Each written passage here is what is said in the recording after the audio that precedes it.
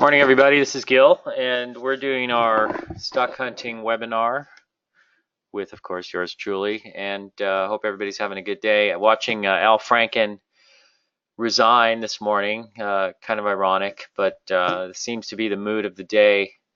So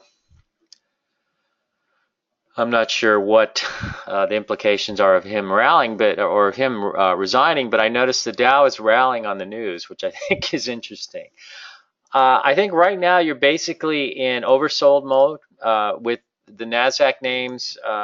These big NASDAQ leaders, the tech, internet, and other growth leaders like the gaming stock, for example, have all blown to pieces. And I think once it becomes obvious on the downside, the need to sell, and this is like something Bill O'Neill used to say to me, the need to sell becomes obvious. And so at that point, you're getting close to a potential rally.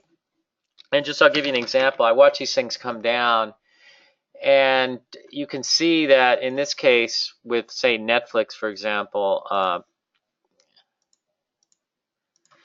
you come all the way down into this structure here. So you do find support. I mean, you could have come a little deeper into this base and come on top of this structure in here, but you pull down in here, and now you have a natural reaction rally. And this occurs, of course, after you have a oh wait, I'm looking at some. I just got a signal here. Hang on.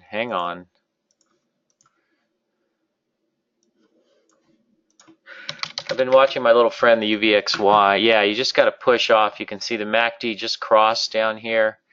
So we're pushing just under 13. This would be interesting to watch. So I'm going to take a small position here and see what happens. If it goes back below, I just bail out.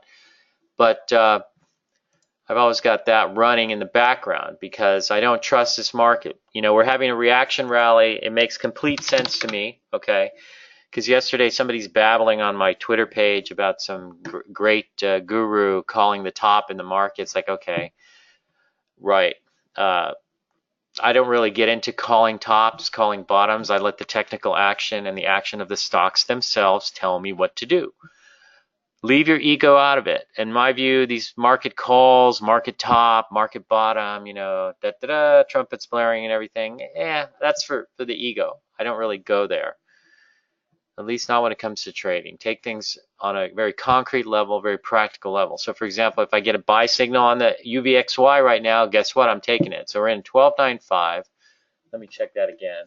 I did not check my entry on that. Give me 1 second. Yeah, 12.95 we're in, and right now we're pushing 12.99. So we'll see what happens. Okay, real-time trade. That's what this is all about. I want to keep this real.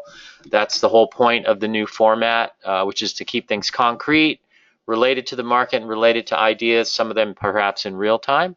Some of them things to be looking out for, and plans of action in case you see certain price volume action. So. And if you have any questions, feel free to ask. Somebody's giving me a bad time, though, about me turning over a new leaf and not being mean to people when they ask what I deem to be stupid questions, because that's not me. I need to be real. I don't know. I would say to people, you don't really know who I am. So all you know is me from these webinars. So I have many personalities, so I'll just invoke one of my nicer personalities, which does come into play once in a while, in the hopes that I can help educate you all. So anyways, okay, so we see everything coming down, and this was like Friday, actually, you saw the bottom focus, come into focus on Netflix. And the thing that's interesting here, okay, and something to think about, is that you have this cup with handle breakout occurs there. Now this is theoretically your breakout point, right? But if you notice, it's really coming straight off the lows of this structure, little structure in the bottom of the handle. So that's really your support level, okay? There isn't enough price congestion up along the highs of the handle to warrant saying that this is a solid area of support. It's going to drop a little further if things get ugly. It drops a little further and it pushes into this area of congestion. Now this becomes a more logical area of support, okay? And that's what you saw. So you saw that happen on, that would have been, what's today? That would have been Monday, okay? When things look pretty grim. That was a pretty grim day. A lot of stocks blew apart, like Arista Networks I saw down 19 points or something like that, which is a pretty brutal break. And that's really been the story with a lot of these names. They're just pulling the rug out on them. So it's very difficult. If you're trying to sit there and you're using, say, the 50-day as your maximum selling guide, okay, in some cases you've been blown out. And I think in those cases you've been blown out late, because in situations like NVIDIA and Alibaba and Facebook, I think the 20-day exponential, which is my favorite moving average to use as a selling guide when I've got something that's acting strongly and trending well, when it breaks out, I'm gone. And that doesn't mean I won't come back if I see it come back above the 20-day exponential moving average. But you can see in this case, that's a logical area for support. So when you're looking at this pattern, I suppose it's easy to say, okay, it's a late stage failed base. We know that because you broke below the breakout point and the 50-day moving average right here on that day on heavy volume. But when you're starting to get oversold, where's the bounce going to come into play? Well, you look for the area of congestion, and maybe you get a little more here than you do up here. So so far that's worked out that way. So a couple of things on the indexes real quick. If you see, you can see this very volatile action in the NASDAQ, up, down, down after being up. And then here you're trying to rally back. The volume is lightening up. So I think you're running slightly lower volume levels right now. Let me check that real quick. No, you're running about 4% higher versus yesterday. Okay, nothing really to write home about in terms of volume. So you're basically flying around, and you can see there's a lot of volatility in the index, and a lot of that has been caused by these breakdowns in these big stock NASDAQ techs and other growth leaders coming apart that are mostly populate the NASDAQ 100. So that's been the breakdown, or the area where we've seen the major breakdowns in stocks. And I think a lot of it catches people unaware, because the bottom line is you're looking at something like a Netflix one day has a pocket pivot, and the next day it just blows to pieces. And that's a little disconcerting. It's sort of random, so you kind of are always looking over your shoulder. I know I am, because you got something acting well one day and the next day they just pull the rug out on it. And that's what you had here in a situation like Netflix. We also saw that in Arista Networks, which has been one of the stronger leaders. You had a very nice move once you got through the 200 century mark, and now you've come all the way back into the 50-day line where it becomes oversold at that point. But notice the huge break that we saw on Monday. And this is, the other thing, pulling the rug, because you look like you're getting some support at the 20-day line, which looks to me like it might hold, and maybe it builds a little base along the 20-day line and sets up again. But no, it just blows to pieces. And it's sort of out of the blue. There's no real news on it. I didn't see a downgrade. Did any of you? You don't see anything. All of a sudden, the thing just blows into pieces, and it's down 20 points in one day. It does find support at the 50-day line. You're always going to get reaction buying there. But notice how it tested for a couple of days. So if you're trying to buy it, say on Tuesday, or I'm sorry, what would that be? Yeah, that would be Tuesday or Wednesday. It's testing you a little bit, and you're watching the market and you're not so sure. So it's not like it's all that easy. You just close your eyes. I suppose you set a stop somewhere and then hope for the best. And if it works, it works. And so far, you're getting a nice pop of about $10 today, I think. Well, over the last 2 days, you have about a $10 move, which is about 5% off the 200 price level. So that's that, to me, that's a normal reaction rally. Now, but what you have to watch for too as well here is that you're rallying up into the 20-day now. That could be resistance. So if you are playing this for a trade, I think it's a good swing trade. And I think you have to play it that way. I think if you've been forced out of stocks, which I imagine most of you have if you own most of these big stock growth leaders, tech names, internet, and others, you've been forced out when they hit your stops, which are either, to me, the 20-day or the exponential or the 50-day, simple. And in most cases, if you're sitting around waiting for a 50-day moving average violation, you're probably on the late side of selling. So my guess is that you would be naturally pushed into cash. And that's where most of you should be sitting, unless you own something that's acting really well, like, I don't know what.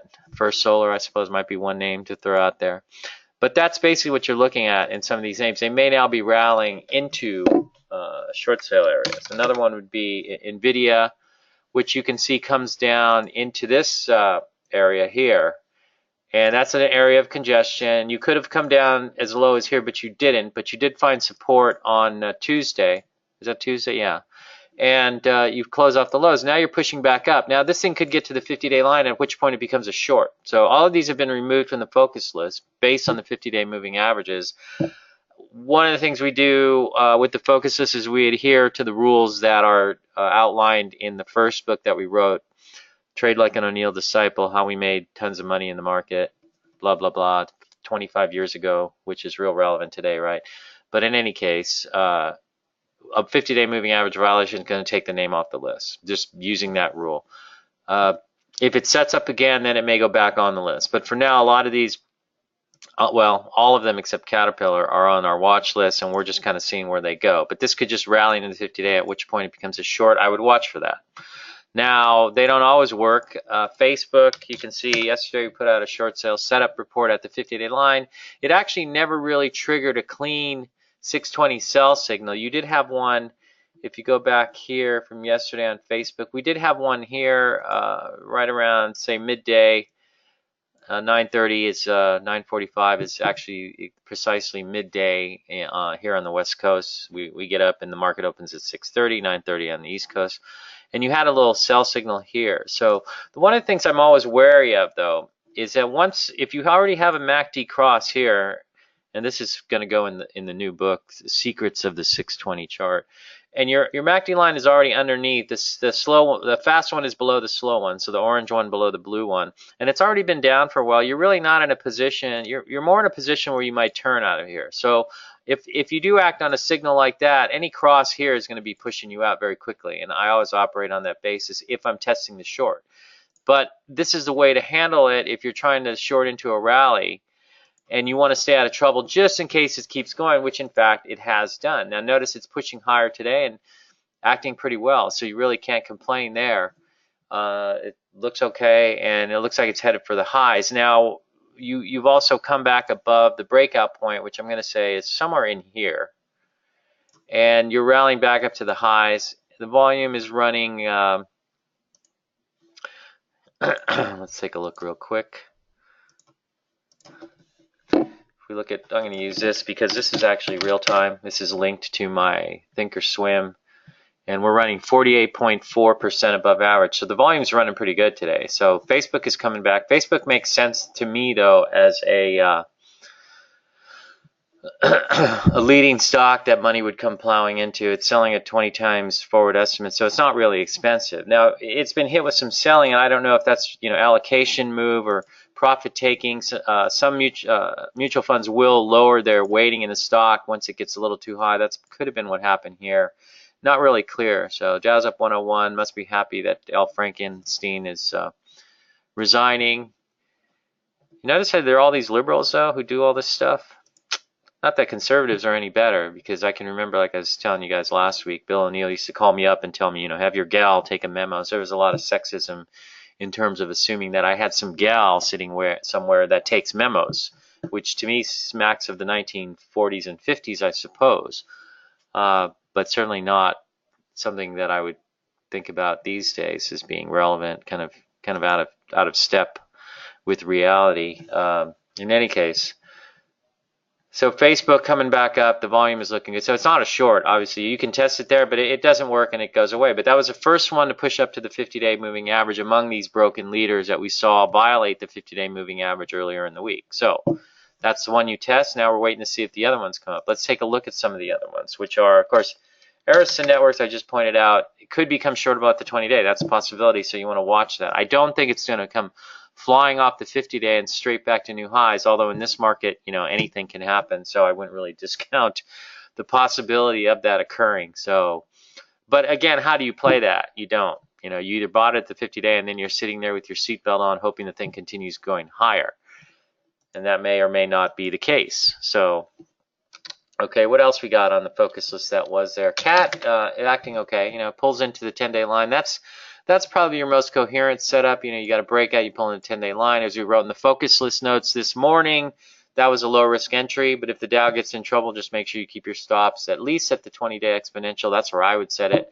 You can be a 50-day moving average lover and you can wait for it to come down about 3 or 4%, but for me, that's not the type of cooking I like to eat. So, I like to keep things tight with the idea that I can come back into a stock at any point in time. So after Caterpillar, we have, I think, Facebook, Netflix, and Video. We went through those. Take-Two got taken out on Monday. And you see, this is a brutal brutal price break. And this is trying to hold the 50-day. It actually looked constructive because you were seeing volume drying up along here, and then it just turns into what I like to call the gooey kablooey, and the whole thing just blows to pieces. So we can see. Let me pop this a little bigger. I'm going to make these bigger so everybody can see them.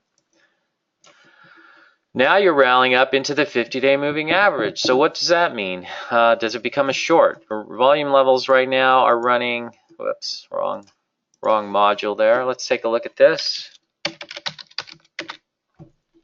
Running 5.8% above average. So I don't know, I'm going to keep an eye on this one. You got to wonder, why did they just blow this thing out of the water all of a sudden? It just got creamed, just slammed all of a sudden. It looked like it was trying to hold. You get one little oversold bar. Let's just make this a little bigger. You can see the oversold bar. That's a bingo bar. That's Ian Woodward's indicator. Sometimes that can be helpful. Notice how you did undercut this low. Now this thing wants to go into small. You undercut all these lows, and now you're rallying. So that becomes a logical undercut and rally position. If you see that in real time, then you can act on it on the long side and look to play a trade. Once you get above that prior low, you can then use the prior low as your stop. We talk about this all the time. That is the undercut and rally setup, which is derived from Wyckoff spring. So Richard D. Wyckoff, the Wyckoff spring, which is basically an undercut of a prior low that fakes everybody out because everybody sees it as a breach of support, and it turns back to the upside, and you're coming into the 50-day moving average now. Maybe this turns into a short. So I'm actually putting this on my short watch list here as it comes into the 50-day line. Make some adjustments here on my screen, put an alert on. Right now though, if we look at it on the 620, what you're seeing is it's just going straight up, but you are getting some crossing up here.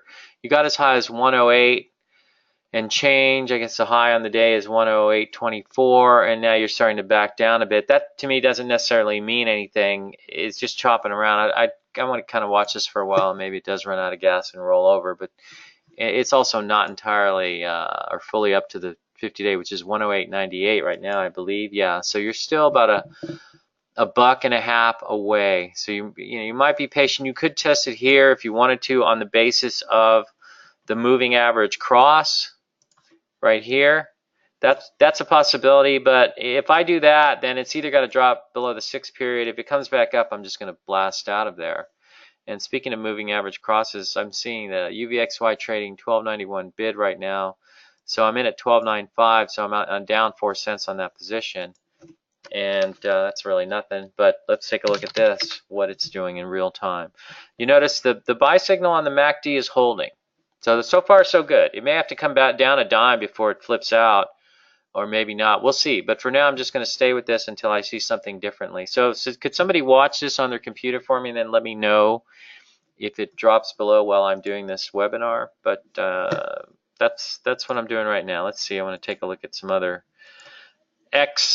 Virtue of Selfish Investing focus list names. Baba.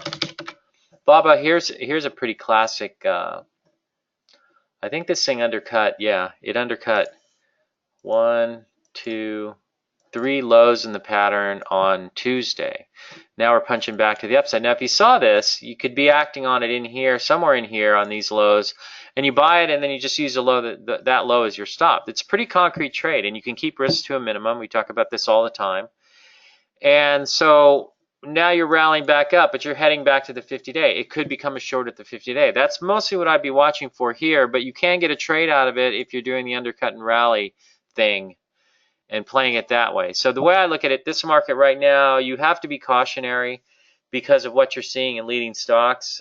Historically, that means you've got some trouble, but in this market, the ugly duckling comes to call and everything turns around and goes back up. So you kind of have to take a two-sided approach. If you get to resistance at the 50-day and the stock clears it and the volume is decent, like we saw yesterday with Facebook, then you can flip to the other side. I actually did that yesterday and then took the trade, and it's moving higher today. So another one that looked interesting yesterday, or was actually earlier in the week, was Square. So I'll talk about some other ideas in a second here. But the last but not least, or maybe least, is Weibo, which is sitting under the 50-day line. This thing failed pretty miserably. You had a nice move from here. We picked this one up on the pocket pivot, I believe, here. and you had a nice move up. That was about 20%. So that's what you got, and that's all you got. And you should have held, as far as I'm concerned, the 105 level, which had been support previously right in here. Maybe that's a little too dirty, but you can see there was support here along 105, which is also this peak of an improper double bottom, which is neither here nor there to me. A double bottom is a double bottom. I don't care how many weeks it puts on the left side, especially in this market. It doesn't really matter all that much. Dow's up 107. It's pushing nicely. But this is coming up to the 50-day line. Does it become a short or does it become a long? So I don't know. We'll see. It's starting to cross on the MACD. I mean, it could come back because you are, notice again how when you had this breakout, you're coming off the lows here. So where is your real area of congestion? Well, the area of congestion is actually not up here where you had the breakout through this point, but in here. You have a little more congestion here, and that's where you pulled into. So this might turn up and out of here. That's a possibility. So put that on your potential ugly duckling long list. If you clear the 50-day line, you can trade it as a moving average undercut and rally, which is sort of a corollary to the moving average violation fake out, 50-day moving average violation fake out move, where something violates the 50-day moving average, but when it does, that's the bottom. And you see that a lot in this market. So, but for now, the focus list is operating on the basis of the rules from Trade Like an O'Neill Disciple, which I would warn are maybe not as relevant today as they were back in the 90s and early 2000s. I think we're in a different market. So as I pointed out or mentioned last week, that I'm looking at I'm putting together an outline and some notes on a new book that deals with all the new methods and deals with the QE market and how to handle it in the new environment. I don't know how long this goes on for, but my guess is QE is not going away right away, and there's no indication that the Fed is in fact tapering. I know the October numbers showed that they increased their balance sheet by 10 billion when they're supposed to be cutting it by 10 billion. I haven't checked the November numbers, but if any of you know, don't be afraid to speak up. So far you guys are extremely mute, which means you're all listening with bated breath to my every utterance and the wisdom that I have to present to you today. Okay, or everybody's asleep. I don't know. Maybe so. Anyways, so that's Weibo. That's the focus list. So I'm gonna go. One thing I want to go through this morning real quickly is every morning I put together an action list of stocks that I'm looking at, and I create that on my HES Investor software, and I prefer it be over MarketSmith or anything else because it's real time, and in my view, it's much more flexible from a technical point of view. So if we just get rid of the filter, don't need any filters, and we're going to go to my what is my actionable list. So I'm going to go down here, GSMI actionable. GSMI stands for Gill's Stock Market Ideas. As I pointed out, you can call yours whatever you want. Like if your name is Tim, it could be TSMI, or if your name is Don, it could be DSMI, Disney.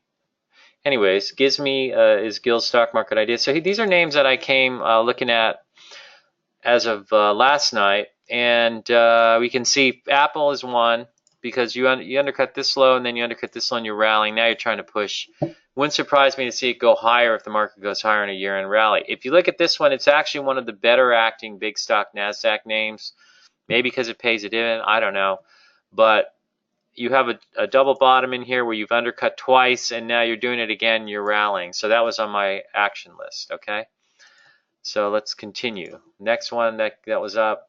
And I do this every night. I set up an action list. Of course, Caterpillar's on my action list because it pulled into the 10-day line yesterday here on very light volume, okay? So that's pretty, straightforward. UVXY is holding right here at 12.94 on the offer, 12.93 bid. So I'm basically down at 2 pennies on that position that I took at the beginning of the webinar. Live action trade based on what I'm seeing on the 620 chart. Okay, I don't know. Does anybody see anything changing on that chart? I don't see it. I'm looking at it right now. You still have the MACD cross. It's sitting there. So we'll stay with it until it tells me to get out. So let's continue. Exact Sciences I put on because it's pulled into the 50-day line and had some support there yesterday. So that, was looking at it as a potential trade at the 50-day line. I don't act on all of these. I just put them on my list. Facebook as a long because it regained the 50-day line on increased volume. And right now you can see the green volume bar here. The green portion is projected volume. And if you can see that, hopefully you guys can see it. Somebody's saying, waiting to hear if you have to evacuate from the fires. They're actually a long ways from where we're at, Scotty. They're well north of us. There was a little fire in the Sepulveda Pass, which is between West LA and the Valley, the Encino area. The Galleria that Moon Unit Zappa talks about in that 1980s song Valley Girl is just on the other side of the hill. And there was a little brush fire there yesterday. They put it out.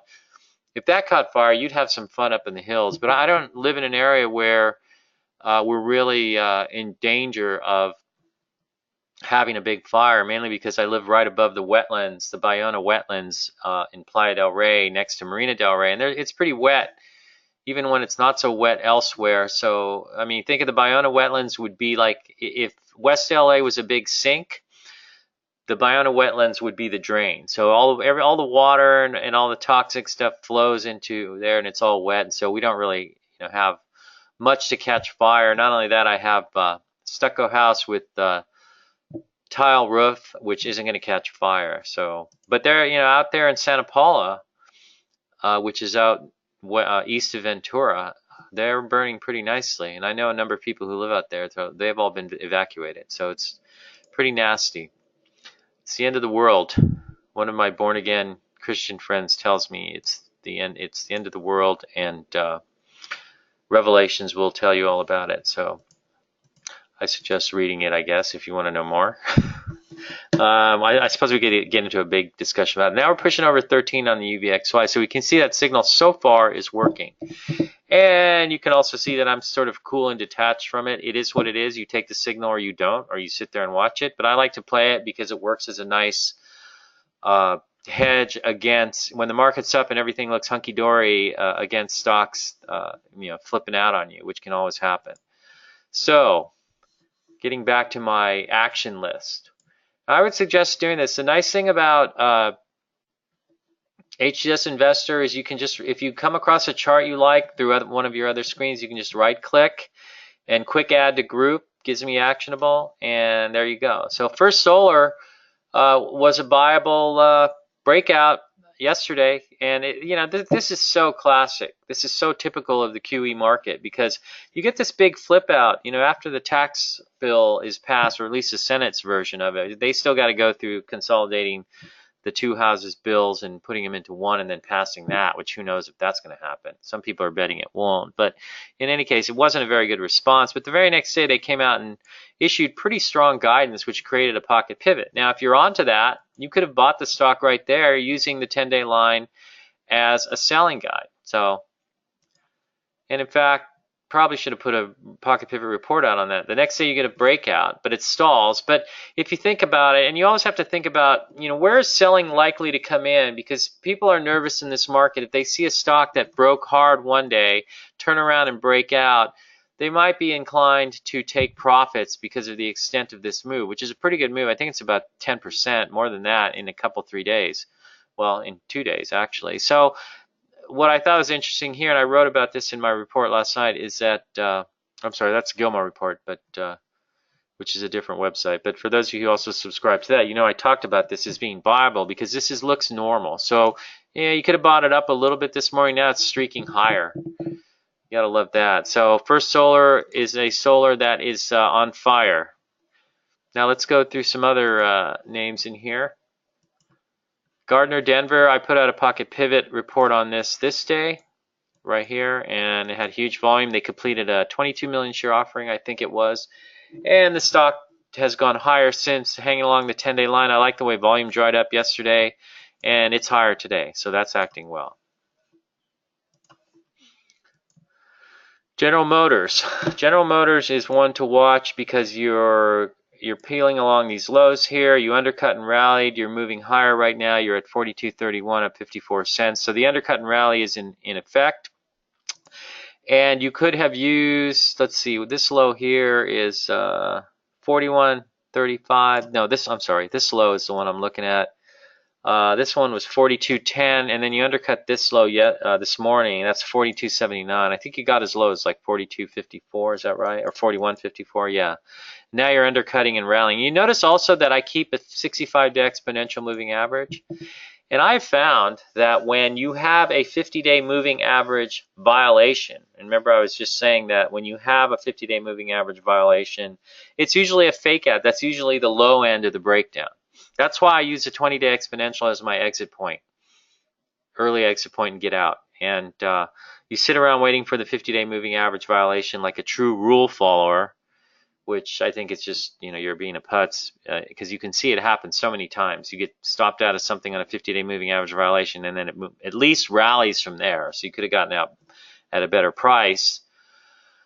But a lot of times you'll find that it holds a 65-day exponential moving average, which is this thin little moving average here. And you're actually seeing that in GM this morning. So interesting. Dow's up 100. UVXY, even as the Dow is up here, is rallying slightly, which is kind of weird. But remember last week, I think it was Wednesday, or was it Thursday? I forget. The Dow was up 350 points and the VIX was up 11%, 12%, which is one of the weirdest divergences I've ever seen in the VIX. And you ask yourself, why? Well, I guess it knew something, because I think a day later, the VIX rallied. The UVXY went from like 13 to 17 in a heartbeat on that news. I think that was last Friday. Anyways, somebody says, can see it. Yeah, you can see the projected volume. So this, in my view, this is very helpful, especially if you have Thinkorswim. But you can also, just so you know, and I'm not, this isn't an advertisement for HGS Investor. I use it, and they have me on their webpage as a professional. What do they call that again? A testimonial or whatever. I'm just being honest. I use it, and it is my cash register. It's what I use. And when I start paying attention to MarketSmith and the whole earnings up 5 quarters BS, it just throws me. If I operate solely on the basis of the price volume action and what I'm seeing on HGSI, I get a much accurate read on the market. And I think one of the reasons I've been thrown off a bit this year is because I've been using MarketSmith too much. Although I have to admit, it's very pretty. They have really cool stuff. You can pull the news out. They have these, windows that come out from the left and the right side, and they're really cool. They've done a good job with it. But when it comes to trading with real-time quotes coming into this thing from my Thinkorswim trading platform, and you can also get it, there are a couple of options here. If you go to intraday options, you can see your data provider. I've got Thinkorswim in here, but you can also put in Alpha Vantage or Google. Google is delayed, and I think it's kind of slow, but Alpha Vantage, you have to go on their website and get a password, and then they'll allow you to pull data off of it. But it's real time, and it works. So, it's good stuff. And it's, in my view, in terms of a real-time system, other than using an actual quote system like eSignal, it gives you the best charts, but it's got all the pretty indicators that I love. And this is my custom chart view that is available, I think. And if you go to if you get HGS Investor software and then you're looking around for it, don't bother me, please. Contact them. Support at highgrowthstock.com. That's Las Vegas Sands, I think, is interesting. You had a nice weird breakout here. It shakes out. Then you get a pocket pivot here. You pull into the 10-day. The volume kind of showed some support at the 10-day. If I don't see volume drying up on a pullback to the 10-day moving average, and I want to see volume pick up, and I want to see some supporting action, which would come in the form of a move off of the intraday lows that keeps the stock above the 10-day line, which is what you see there.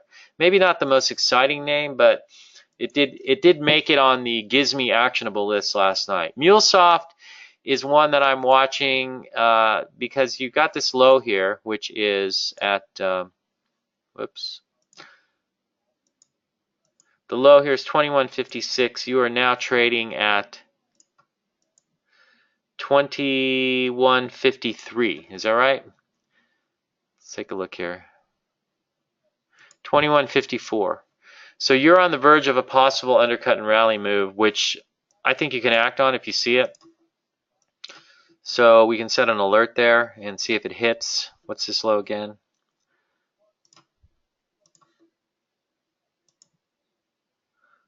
21.56. Here, I'm going to go in and buy 10,000 shares and push it through. How's that? And then you guys can all run in and buy the undercut and rally move and push it up for me. Looks okay. Looks like it might want to go higher. So volume levels are going to be projected to be just above average here. So we're going to set this. I do this on e-signal, add alert, at or above 56. And we'll put that there. So when you hear yay, which is going to be the sound that's going to hit if the alert hits, you all start buying, okay? I'm going to get in now, so you guys can all push it up for me. So see, at least if I'm front running you, I don't know, is it really front running you if I tell you I'm front running you? Now that I bought it though, it'll probably go down. So it seems like that happens a lot. Although there have been some good trades today, and we'll go through some of that as I go through this list. Anyways, I hope you guys are having a good time so far. It's only Thursday, so you still got another week. Aloha Friday is tomorrow. NuVoSI, this is one that we mentioned in the focus list review where we're talking about the market and some stocks that seem to be acting well. This is pulling into the 10-day line. Volume is running very light. You can see projected volume right now, you're minus 58.1% here. So looking good in terms of a possible entry, and you can keep risk pretty tight by using the 10-day line as your stop. So, but you had a pocket pivot here and it kind of rallied a bit, so it might turn. I think it's worth a shot if the market turns, but now I'm watching my UVXY turning 1302, printing 1305, bid 6, now we're at 6 cents.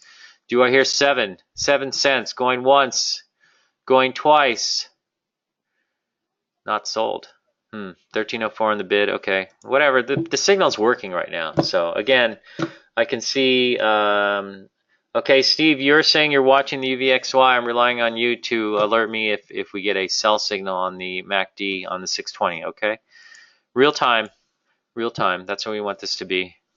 I just want to make it relevant. I mean, I go back and look at some of the old webinars, and I personally think that the first few minutes are just nonsense and don't really help you make money. It's just blah, blah, blah, blah, blah, blah. Almost like filler, like you're filling time. So, and I know some of you like that, but I'm a trader, and just give me the trades, okay? I don't need the BS. Just give me the trades. It's like when I was advising institutional investors back at O'Neill some 12 years ago or more. We had one guy, I remember, trying to remember the name of the guy. He was a mutual fund manager, but he would call and he'd get on the phone. The market would be turning, and he'd be saying, give me some names, give me some names. That's what he wants. So he didn't want any song and dance. Just give me the names, and that's what we would give him. So that's how I'm trying to stick with that ethic here. Here's Riot. This showed up on my action list because you have this big run up, you're pulling in, and you've made one low here, okay? So just let's blow this up so I can go through and give you an idea of how I'm looking at this. And I know somebody talked about buying it last week, which would have been would have been last Friday here, but it was kind of up. But so what you're looking for here, okay, you see the very strong move, everybody sees it. So I'm sure there are a lot of people who are still in love with this stock, and they're going to run it up in a hurry if they start getting all carried away and getting a big you-know-what. Anyways, something L. Franken would get. In any case, what you have going on here is you have the big move, then you have the pullback. So as it pulls back, the volume dries up. Okay, and then you bounce off of roughly off the 20-day exponential, the green moving average, okay? And you rally up, and that looks normal. But I'm not going to get excited because it's rare that things are going to V back to the upside, okay? But of course, everybody gets excited, and you get a gap up here. Notice how you open here, but you close here. So you reverse, and all the idiots who got too excited here are doing the diving duck routine there where they're suddenly underwater. So you come in here, and now what is this? You made a low here, and you're coming in. Your volume is drawing up even more. What is this? What is it? What is it? So Wyckoffie and retest, also known if you read Anna Cooling's book, I forget what's volume price analysis, VPA, a test for supply. So no supply, volume dries up. So it hits my watch list because of the magnitude of the decline in the volume overall. And today you could have bought it around 14 bucks near the opening, and you would have got about almost 2 points out of it pretty fast, but that's all she wrote. So my guess is this is going to need more time to base, so I would let it. But I'd definitely be watching, along here along the 20-day line, because it could have another move. And there's nothing more fun than catching something like this, And remember, what was like a month ago, I guess, we were actually on the webinar. The first one I think I did by myself. And somebody mentioned it, and then I said, yeah, that looks worth looking at. So it was a pocket pivot that day, as I recall, and from there it just launched. So you could have taken a small position. You would have been pissed off, though, because when a stock triples like that in 5 days, no matter how much you buy, you never bought enough. That's Gill's law of position sizing, okay? The bigger the move, the dumber you feel, no matter how much you buy, okay? So, but you live with it. C'est la vie in the market. Let's see, some questions. We got some questions coming. Are you not worried Riot is such a small stock? The average daily volume on Riot now is 2.6 million shares. So why should I worry? I just go with the technical action. If it doesn't work, I'm gone. It's fairly liquid. You can sell 10,000 shares pretty much in a click. So what's the problem? And I would get off of this BS about worrying. Why do people worry? You don't worry in the market. Oh my God, I'm not gonna buy stuff because I'm worried. It's too thin. It's too fat. It's too slow. It's too fast. Get that out of your head. Look at what you see on the chart. Act on that basis. Set your stop. Decide how much you're willing to lose. I always get the question, like last week, somebody wanted to get into a tinkling match about what is a 50-day moving average violation. And to me, it's like there are no magic stops. There are no magic stops. Get that one in your head too. It's basically a matter of how much are you willing to lose if you're wrong? How much are you willing to give back if your stock that has been acting very well suddenly starts to sell off? Those are the questions you need to ask. So if you buy this thing in here and you're wrong, how much are you willing to give up? Me, maybe half a point, 50 cents, so 5% max. But I might also be willing to work it, go in and out and in and out and in and out a few times, looking for some sort of traction somewhere, and you would have gotten it today. You might not have gotten it the past few days because you actually opened high and closed low both times, but then today you opened here and then you ran up, so it worked. And you're watching the 620 to help guide you. So if you just operate on that basis, keep things concrete. Take your emotions out of it. Worry is an emotion. It's BS. Get rid of it. Just act on what you see. So I hate that question. Are you worried about this? Are you concerned about? No, I'm not concerned about anything. Action might be concerning. That's just a description, but I don't get concerned about it. It's something you act on. I think it's concerning that you've seen so many leading stocks get blown to pieces. That's concerning on a macro basis, but in terms of actual trades, I'm just watching what the stocks are showing me. And the fact is, in many of these names, ANET, BABA, Facebook, Netflix, NVIDIA, if you were paying attention to the 20-day exponential as your first selling guide, you were out before the bullshit hit the fan. Okay? Anyways, somebody says, since Riot owns Bitcoin miners now, seems like they will be printing money, kind of like CME. I think that's a reasonable assessment, Scotty. I would go with that. But again, that might give you some conviction in buying the stock. But I think the other issue here is where's the technical entry point? So you guys might also notice, I don't know, for those of you with an eagle eye, you're going to see a very faint blue turquoisey moving average. That's a 5-day moving average. So I watch that one too. A lot of times when you get things really streaking higher, that can be a decent selling guide to catch it at the peak. Because some things will go nuts. And sometimes I watch extension from moving averages. So in this case, you have this thing just getting 14 it's around 14 here, and that's around the peak here.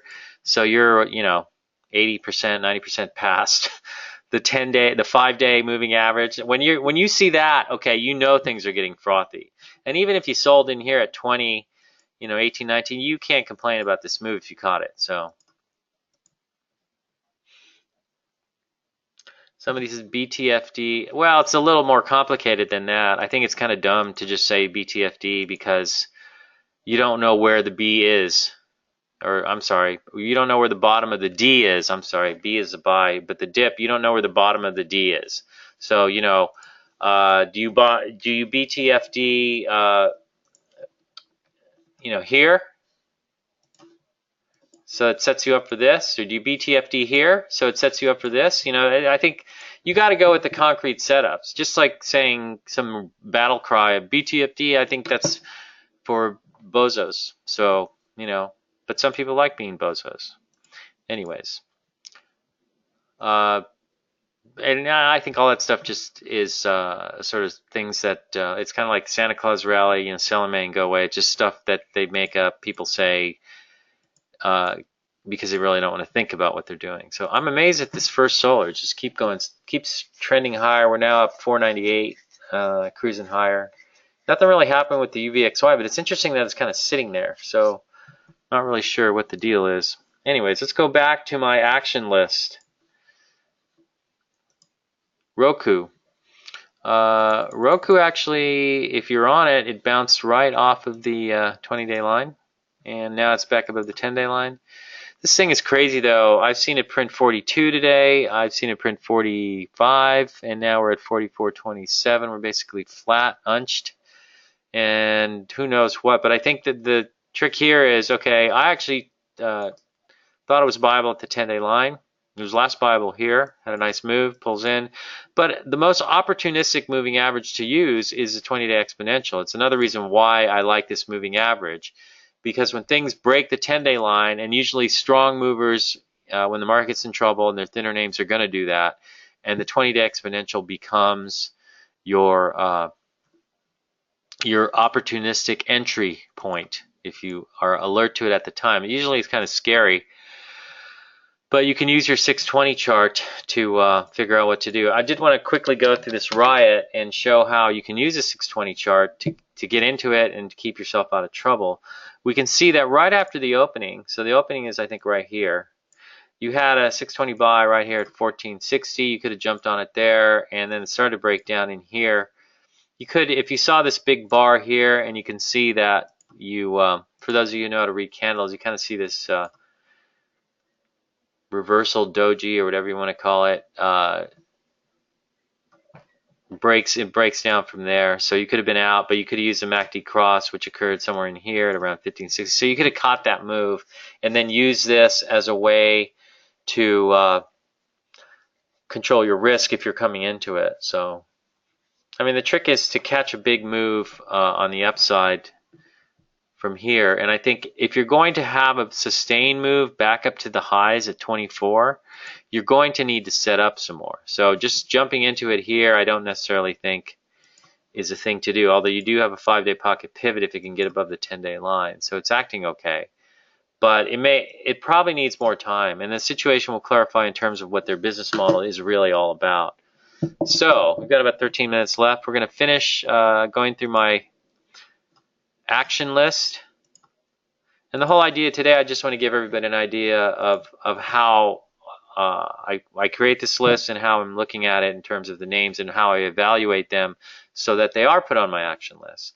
And here we have Solar Edge. Now Solar Edge is interesting because this was acting very well and then it came apart. So it's one of these leaders. It's had a nice move. It's been a slow trender, but if we do this, you can see how it's kind of been a slow trender, but it has had some nice moves and it has been moving higher. So it has been a leading stock. Now it just got whacked for 3 days, but it filled this gap window. So I'm going to draw a little window here. That's called a rising window among those who understand gap up vernacular. And you fill it almost to the penny, I believe, because this was, the low here was 32.90, and the high of this range here was 32.90. So it actually filled this window exactly, and that's been the low of the pullback since. So it filled the window, hits the 50-day line. It can be bought there if you're into buying ugly duckling stuff. Now, if you follow typical O'Neill can slim stuff, buying stocks on heavy volume is not necessarily what you do, but in this case you found support at the 50-day line, so you could have pulled it off on that basis. But for me, I just look at it very concretely as a gap fill, and I've got two things working for me as a stop. And the first is, of course, this 32.90 low of the rising window and the 50-day line. So that makes it pretty concrete. You buy it, and if it breaks 50-day line or 1390 or 3390, 3290, I'm sorry, the low of this gap up move, then you're gone. Poof. But it works. It actually spends 2 days, Monday and Tuesday, bouncing along the 50-day line. It actually looks like it might break, okay? But I think the volume starts to decline here. You get some support, so that looks a little better. And you're kind of oversold, so you figure it's going to rally. Now you're up there, but it's kind of done now. So that was good for a trade. And Square, to me, was viable on Monday off the 50-day line. You get the climax top, followed by the breakdown to the 50-day line. And it hits the 50-day line. I think you can buy it there, and you can control risk by keeping the stop at the 50-day line. So I basically sold this morning, so I'm out. It had a nice move. It's now coming in a little bit. So let's see. Any more BTFD comments? No more BTFD. Where's Riot? 14.99. Yeah, it's a crazy ride. So if you're gonna get on it, be advised that you have to control it because it's swinging around a lot. But eventually it will settle down, and I think that is probably when you may have your best entry point, and maybe it'll set up again for a big move. Is it smoke and mirrors? Is it pixie dust, as Andrew Left, I think, likes to call it? Maybe.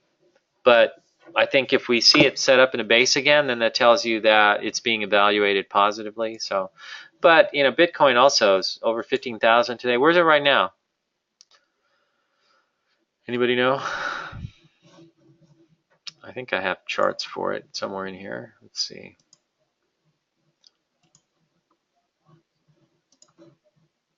I do have a web page that I go to. It's tradeview.com. TradingView, and it's trading right now at whoops.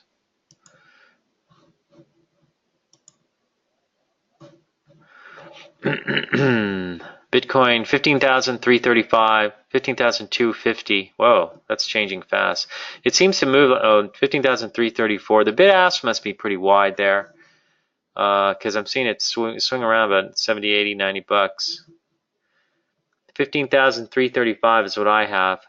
Bitcoin to the dollar right now on TradingView.com. So here, I'll show you guys.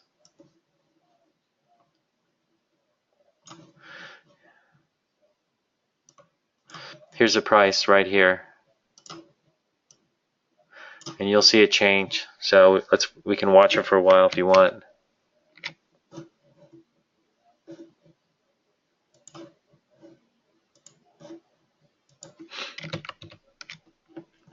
Make it a little bigger. 15,344.25. That's what I'm seeing. Is anybody seeing anything different? Yeah, that's it, somebody says. Okay, so that's it. Anyways,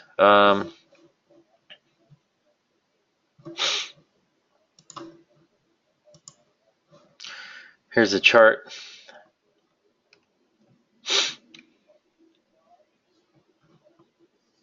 The crypto chart. Well, that's looking pretty exciting.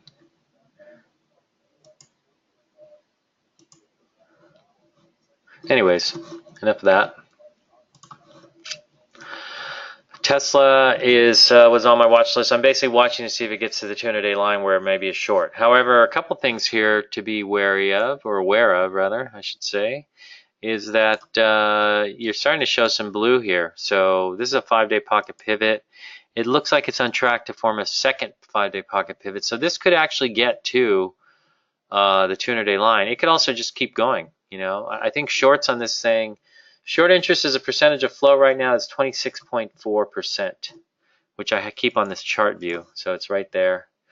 And I don't know if this is included on the one that they have on the system that you can get, but I think I added this. But if you learn how to, edit this box, you can put whatever you want in there. You can put your mother's favorite cookie recipes, Christmas cookie recipes in there if you wanted, I suppose. But 26.4%. Stock is trading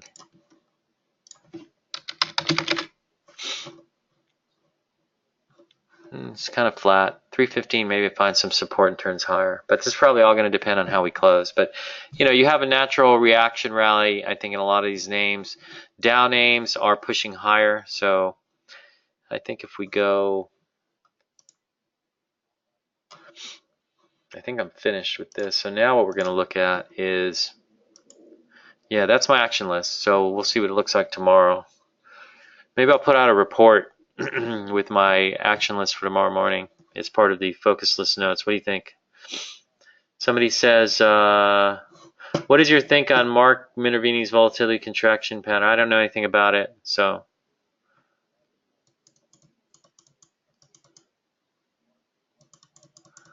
I use my own stuff. Somebody says, are you near the wildfires? Depends on what near is. On a solar scale of the solar system, I'm extremely close. On the scale of whether there's embers flying over my house, I'm a long ways away. So I'm doing fine.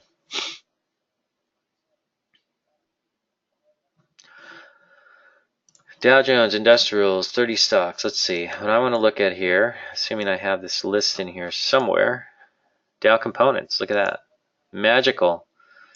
Let's go. What's moving the most here? Usually when you see the Dow up, it's the highest price ones going, but and that's the case. Boeing pushing higher. Nike.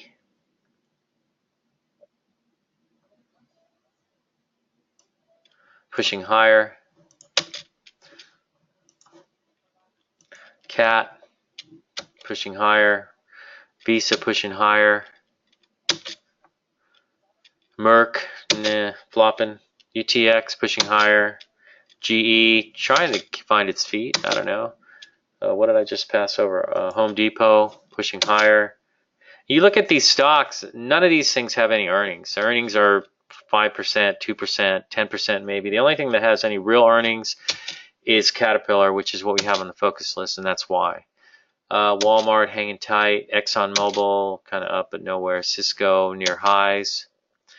UNH sitting at the 10-day line. Maybe that's a buy if you like Dow stocks and you're looking for one at a buy point. You could buy that. Verizon and Microsoft kind of flopping around. This looks like it's pushing up into short sale land. So very tricky. But let's see. I would have to say Cat was a buy this morning, and Disney getting smashed. J&J. Well, for a Dow stock. So I'm surprised the Dow keeps rallying. The market keeps rallying, but the UVXY is just kind of sitting there. I wonder if it's just going to break. I should just bail out. Then at that point, it will rally to 1350, right? Pfizer, nothing happening there. Intel, nothing really happening there. So I think if you like a Dow stock, you want to play this massive Dow rally, there's one for you right there. At the point of impact, 220. On the pullback to the 10-day line, your volume levels are running. Well, bring to you too. Let's see. I don't know if you guys heard that. So we're hanging there. Probably in a buyable position.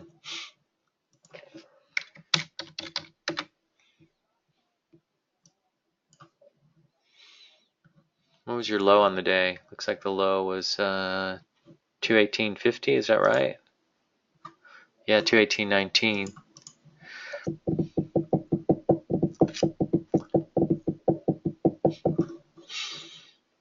If you look at the 620, this could be actionable if you want to buy a Dow stock. Let's see, where did my 620 chart go? He disappeared.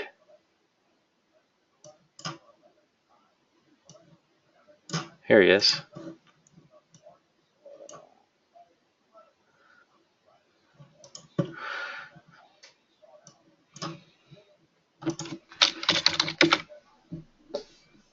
And that's what it's looking like right now. You did have a 620 buy signal in here, right there. So it's about right here. So you're pulling right into it. You probably will get support in here somewhere.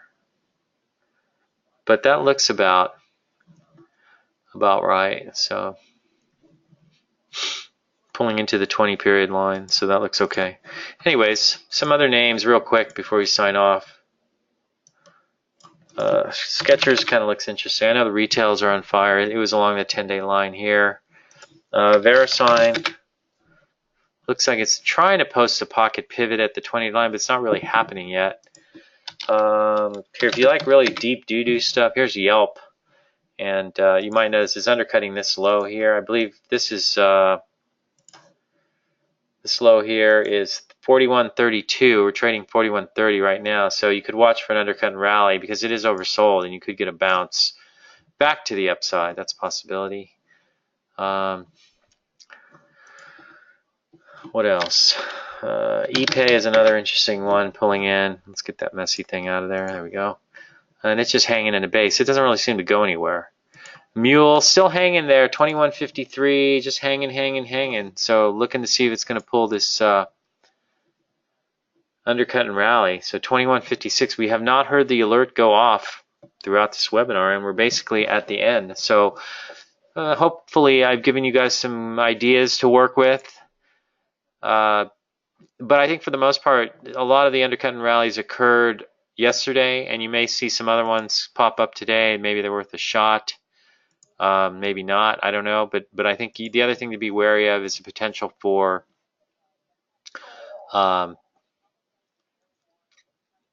a reaction rally to run out of gas at logical areas of overhead resistance. So right now, in a lot of these names, like the focus list names that we've removed from the focus list recently based on 50-day moving average violations, you're probably pushing up into maybe a couple days more. I don't know. Maybe they end, they end sooner depending on where they are in their patterns. So 20-day exponential can become an area of overhead resistance, as the 50-day can as well. So getting back real quickly to take two, which is the one that's really the closest to being in position. It's getting a little closer, but it's sort of backing off and not really, maybe it is a short here. So your volume levels right now are running, and you could test it, I suppose, using a 1-point stop at the 50-day line. Suddenly things are coming in. I'm seeing the UVX run out back above 13. Did it ever break the signal? That's what I want to know. Let's take a quick look. No, it hasn't. So it's been in force. I'm assuming that you guys would have let me know. So that was your job, Steve. So anyway, super webinar. Thank you. Appreciate it. I am trying to make these better. As far as I'm concerned, in my life, I don't need to make any more money. I could live for the rest of my life happy, fat and happy on what I have. Maybe retire to some mountain town, have a cabin or something, and play my guitar all day. And maybe build a pool with a wave generator so I can surf in the backyard. But, one of the things I think to remember about the stock market, and Bill O'Neill used to mention this to us, and it was one of the reasons why he lived a very modest lifestyle despite being a billionaire, because the first time I went over his house, a little tiny farmhouse, just behind the 6th hole, or what was the 6th hole at Riviera Country Club in Santa Monica, Pacific Palisades area. And he would always tell me, when you make a lot of money in the stock market, remember where it came from. So you would say, we don't make anything. We don't build anything. We're investors. We make money off the market. So you make a lot of money, you can brag about it and think that you're smart, but it's really the market that knows everything. You know nothing. But also to remain humble and not get carried away with the money you make in the stock market because you can lose it. So my thinking is, if I've made a lot of money and I'm in a position where I'm pretty comfortable and I don't need to work if I don't want to. I could just sit on my butt all day and do nothing, which would be boring to me. Then I think you do sort of need to do something to help people. So one of the things I've said it's my goal in the latter stages of my life, because I'm in the second half, I'm going to live to be 100 and I'm in my 50s now, is to see if I can help other people get to the same spot. So if I can do that, then maybe I'm useful and having kept it all to myself. And that's kind of my mission now. And this new format is part of that. And I know Dr. K is off working on other things. So this is my focus, and I want to bring that focus to these webinars and keep it concrete so that, just give me some names. Give me some names. That's what we're all about. Anyways, you guys, thanks for showing up. Have a great weekend. I intend to stay out of the way of the fires and probably just hang around here near the beach where it's safe. There's a lot of water, and we'll catch you next week. Take care.